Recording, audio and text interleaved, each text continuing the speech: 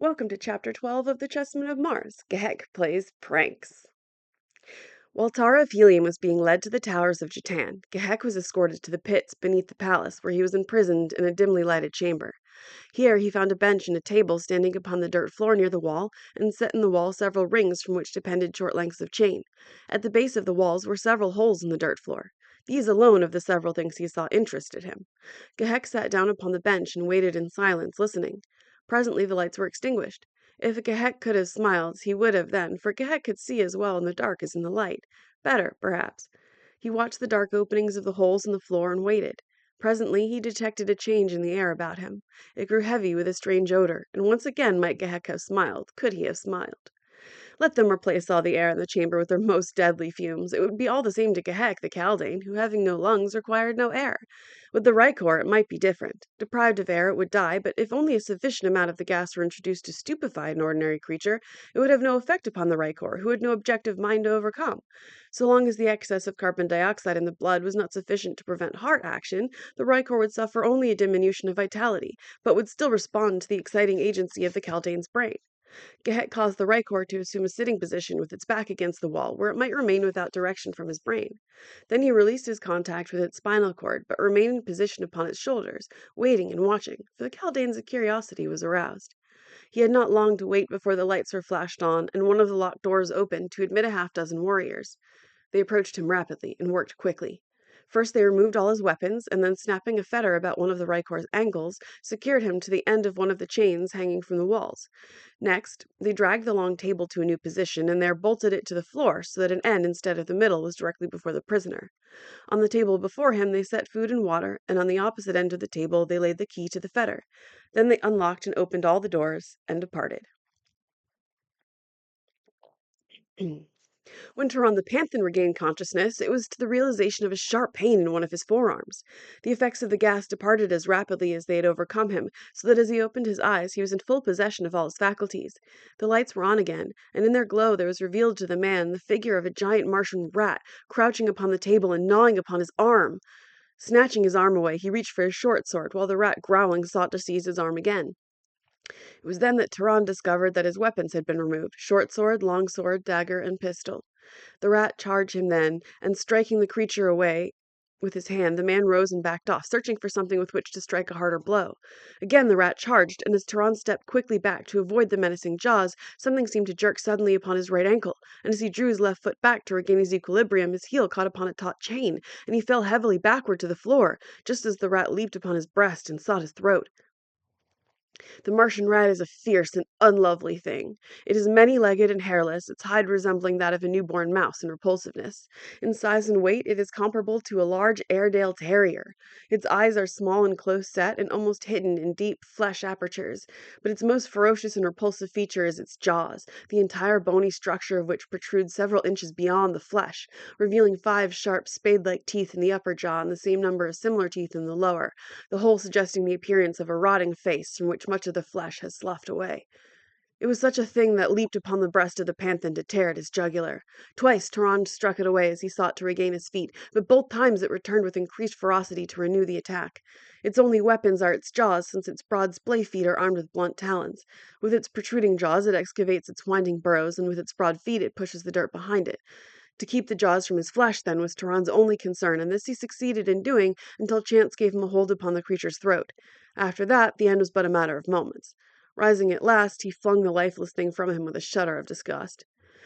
Now he turned his attention to a hurried inventory of the new conditions which surrounded him since the moment of his incarceration. He realized vaguely what had happened. He'd been anesthetized and stripped of his weapons, and as he rose to his feet he saw that one ankle was fettered to a chain in the wall. He looked about the room.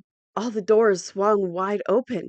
His captors would render his imprisonment the more cruel by leaving ever before him tempting glimpses of open aisles to the freedom he could not attain. Upon the end of the table and within easy reach was food and drink. This at least was attainable, and at sight of it his starved stomach seemed almost to cry aloud for sustenance. It was with difficulty that he ate and drank in moderation. As he devoured the food, his eyes wandered about the confines of his prison, until suddenly they seized upon a thing that lay upon the table and furthest from him. It was a key. He raised his fettered ankle and examined the lock. There could be no doubt of it. The key that lay there on the table before him was the key to that very lock. A careless warrior had laid it there and departed, forgetting. Hope surged high in the breast of Gahan of Gathol, of TARZAN the Panthan. Furtively his eyes sought the open doorways. There was no one in sight. Ah, if he could but gain his freedom! He would find some way from this odious city back to her side, and never again would he leave her until he had won safety for her or death for himself. He rose and moved cautiously toward the opposite end of the table where lay the coveted key. The fettered ankle halted his first step, but he stretched at full length along the table, extending eager fingers toward the prize. They almost laid hold upon it. A little more and they would touch it. He strained and stretched, but still the thing lay just beyond his reach. He hurled himself forward until the iron fetter bit deep into his flesh, but all futilely. He sat back upon the bench then and glared at the open doors and the key, realizing now that they were part of a well-laid scheme of refined torture, none the less demoralizing because it inflicted no physical suffering. For just a moment, the man gave way to useless regret and foreboding. And then he gathered himself together, his brows cleared, and he returned to his unfinished meal. At least they should not have the satisfaction of knowing how sorely they had hit him. As he ate, it occurred to him that by dragging the table along the floor he could bring the key within his reach, but when he essayed to do so, he found that the table had been securely bolted to the floor during the period of his unconsciousness. Again Gahan smiled and shrugged, and resumed his eating. When the warriors had departed from the prison in which Ghek was confined, the Chaldean crawled from the shoulders of the Rykor to the table. Here he drank a little water, and then directed the hands of the Rykor to the balance of it and to the food, upon which the brainless thing fell with avidity. While it was thus engaged, Ghek took his spider-like way along the table to the opposite end where lay the key to the fetter. Seizing it in a chalet, he leaped to the floor and scurried rapidly toward the mouth of one of the burrows against the wall, into which he disappeared. For long had the brain been contemplating these burrow entrances. They appealed to his Chaldean tastes, and further, they pointed a hiding place for the key and a lair for the only kind of food that the Chaldean relished: flesh and blood. Ghek had never seen an ulsio, since these great Martian rats had long ago disappeared from Bantoom, their flesh and blood having been greatly relished by the Chaldeans, but Ghek had inherited, almost unimpaired, every memory of every ancestor, and so he knew that ulsio inhabited these lairs, and that ulsio was good to eat, and he knew what ulsio looked like and what his habits were, though he had never seen him, nor any picture of him. As we breed animals for the transmission of physical attributes, so the Chaldeans breed themselves for the transmission of attributes of the mind, including memory and the power of recollection, and thus have they raised what we term instinct above the level of the thresholds of the objective mind, where it may be commanded and utilized by recollection. Doubtless in our own subjective minds lie many of the impressions and experiences of our forebears. These may impinge upon our consciousness in dreams only, or in vague, haunting suggestions that we have before experienced some transient phase of our present existence. Ah, if we had but the power to recall them! Before us would unfold the forgotten story of the lost eons that have preceded us. We might even walk with God in the garden of his stars, while man was still but a budding idea within his mind. Ghek descended into the burrow at a steep incline for some 10 feet, when he found himself in an elaborate and delightful network of burrows. The Chaldean was elated. This indeed was life! He moved rapidly and fearlessly, and he went as straight to his goal as you could to the kitchen of your own home. This goal lay at a low level in a spheroidal cavity about the size of a large barrel. Here, in a nest of torn bits of silk and fur, lay 6 baby ulsios. When the mother returned, there were but 5 babies, and a great spider-like creature, which she immediately sprang to attack, only to be met by powerful Shelley, which seized and held her so that she could not move. Slowly they dragged her throat toward a hideous mouth, and in a little moment she was dead. Ghek might have remained in the nest for a long time, since there was ample food for many days, but he did not do so. Instead, he explored the burrows. He followed them into many subterranean chambers of the city of Manitor, and upward through the walls to rooms above the ground. He found many ingeniously devised traps, and he found poisoned food and other signs of the constant battle that the inhabitants of Manitor waged against these repulsive creatures that dwelt beneath their homes and public buildings. His exploration revealed not only the vast proportions of the network of runways that apparently traversed every portion of the city, but the great antiquity of the majority of them. Tons upon tons of dirt must have been removed, and for a long time he wondered where it had been deposited, until in following downward a tunnel of great size and length, he sensed before him the thunderous rush of subterranean waters, and presently came to the bank of a great underground river, tumbling on, no doubt, the length of a world to the buried sea of Omin. Into this torrential sewer had unthinkable generations of ulsios pushed their few handfuls of dirt, in the excavating of their vast labyrinth. For only a moment did Ghek tarry by the river, for his seemingly aimless wanderings were in reality prompted by a definite purpose, and this he pursued with vigor and singleness of design. He followed such runways as appeared to terminate in the pits or other chambers of the inhabitants of the city, and these he explored, usually from the safety of a burrow's mouth, until satisfied that what he sought was not there. He moved swiftly upon his spider legs, and covered remarkable distances in short periods of time. His search not being rewarded with immediate success, he decided to return to the pit where his Rykor lay chained and look to its wants. As he approached the end of the burrow that terminated in the pit, he slackened his pace, stopping just within the entrance of the runway that he might scan the interior of the chamber before entering it. As he did so, he saw the figure of a warrior appear suddenly in an opposite doorway. The Rykor sprawled upon the table, his hands groping blindly for more food. Ghek saw the warrior pause and gaze in sudden astonishment at the Rykor. He saw the fellow's eyes go wide, and an ashen hue replace the copper bronze of his cheek. He stepped back as though someone had struck him in the face. For an instant only he stood thus, as in a paralysis of fear. For an instant only he stood thus, as in a paralysis of fear, and then he uttered a smothered shriek and turned and fled. Again it was a catastrophe that Ghek the Chaldean could not smile.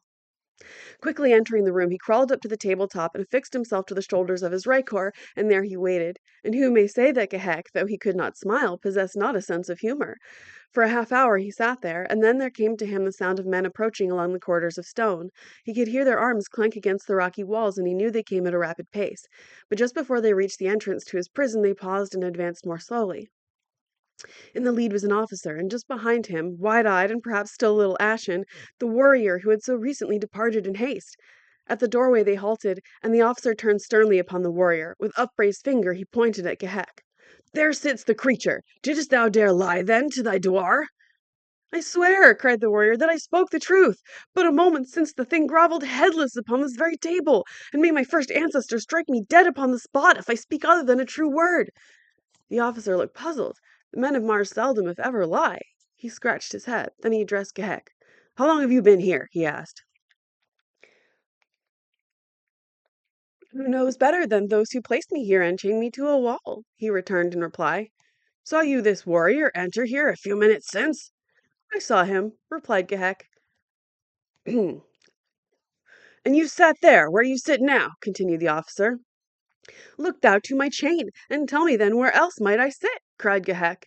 "Art the people of thy city all fools?" Three other warriors pressed behind the two in front, craning their necks to view the prisoner while they grinned at the discomfiture of their fellow. The officer scowled at Ghek. "Thy tongue is as venomous as that of the she-banth Otar sent to the towers of Jatan," he said. "You speak of the young woman who was captured with me?" asked Ghek, his expressionless monotone and face revealing naught of the interest he felt. "I speak of her," replied the dwarf, and then turning to the warrior who had summoned him, "Return to thy quarters and remain there till the next games. Perhaps by that time thy eyes may have learned not to deceive thee." The fellow cast a venomous glance at Ghek and turned away. The officer shook his head. "I don't understand it. Always has Yuvan been a true and dependable warrior. Could it be?" He glanced piercingly at Ghek. "Thou hast a strange head that misfits thy body, fellow," he cried. "Our legend tells us of these ancient creatures that placed hallucinations upon the minds of their fellows. If thou be such, then maybe Yuvan suffered from thy forbidden powers. If thou be such, Otar will know well how to deal with thee." He wheeled about and motioned his warriors to follow him. "Wait," cried Ghek, "unless I am to be starved. Send me food." "You have had food," replied the warrior. "Am I to be fed but once a day?" asked Ghek. "I require food oftener than that. Send me food." "You shall have food," replied the officer. "None may say that prisoners of Manitor are ill-fed. Just are the laws of Manitor." And he departed. No sooner had the sounds of their passing died away in the distance than Ghek clambered from the shoulders of his Rykor and scurried to the burrow where he had hidden the key. Fetching it, he unlocked the fetter from about the creature's ankle, locked it empty, and carried the key further down the burrow. Then he returned to his place upon his brainless servitor. After a while he heard footsteps approaching, whereupon he rose and passed into another corridor from that down which he knew the warrior was coming. Here he waited out of sight, listening. He heard the man enter the chamber and halt. He heard a muttered exclamation, followed by the jangle of metal dishes as a salver was slammed upon a table, then rapidly retreating footsteps, which quickly died away in the distance. Ghek lost no time returning to the chamber, recovering the key, relocking the Rykor to his chain. Then he replaced the key in the burrow, and squatting on the table beside his headless body, directed its hands toward the food. While the Rykor ate, Ghek sat listening for the scraping sandals and clattering arms that he knew soon would come. Nor had he long to wait. Ghek scrambled to the shoulders of his Rykor as he heard them coming. Again, it was the officer who'd been summoned by Yuvan, and with him were 3 warriors. The one directly behind him was evidently the same who had brought the food, for his eyes went wide when he saw Ghek sitting at the table, and he looked very foolish as the dwarf turned his stern glance upon him. It is easy, it is, even as I said, he cried. He was not here when I brought his food. But he's here now, said the officer grimly, and his fetters locked about his ankle. Look, it has not been open. But where's the key? It should be on the table at the end opposite him. Where's the key, creature? He shouted at Ghek. How should I, a prisoner, know better than my jailer the whereabouts of the key to my fetters? He retorted. But it lay here, cried the officer, pointing to the other end of the table. Did you see it? Asked Ghek. The officer hesitated. No, but it must have been there, he parried. Did you see the key lying there? Asked Ghek, pointing to another warrior. The fellow shook his head negatively. And you? And you? Continued the Chaldean, addressing the others.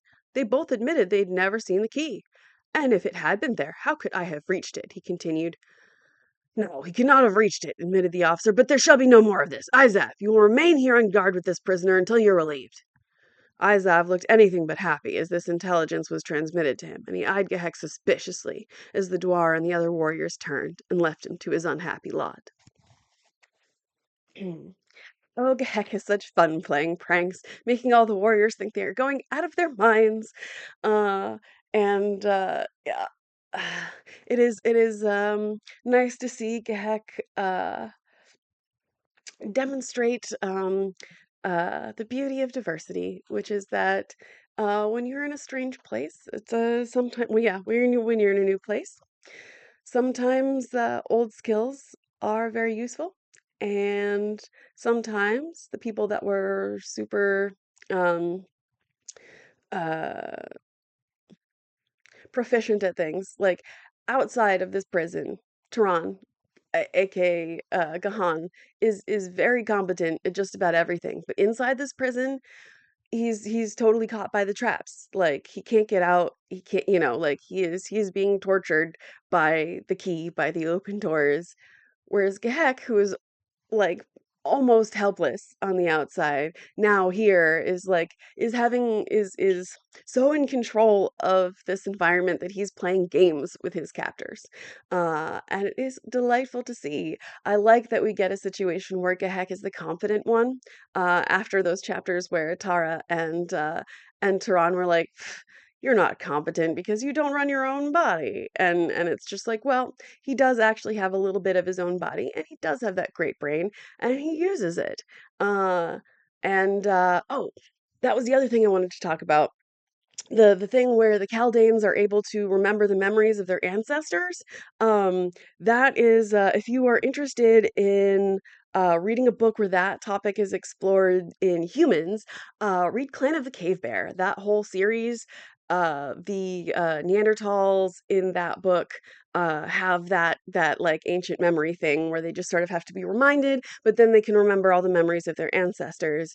And that book posits that that's why they died out, because all the memories made their heads too big to safely give birth to. Um, anyway, yeah, those books are, yeah, the Earth's Children series by Jean M. All, so those are very fun. Anyway, join me next time for chapter 13, A Desperate Deed.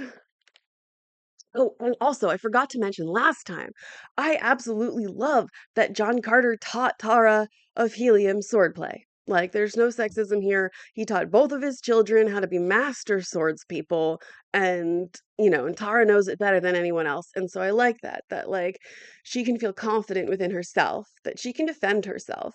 And so she is free to like a warrior for himself and not just his skills, because she can protect herself.